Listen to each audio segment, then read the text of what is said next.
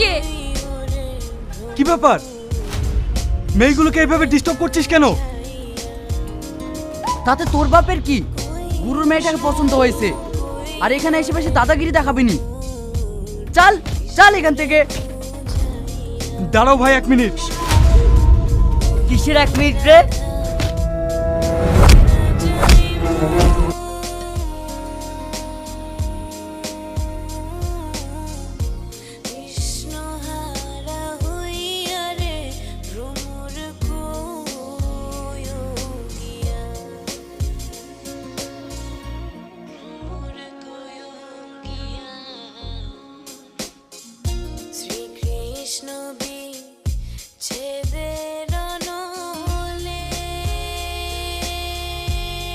আপনি যদি না থাকতেন তাহলে হয়তো। না না, এটা তো আমার কর্তব্য। আপনাকে তো এর আগে কখনো দেখিনি। আপনি কোথায় থাকেন? আমি এখানে হোস্টেলে থেকে পড়াশোনা করি।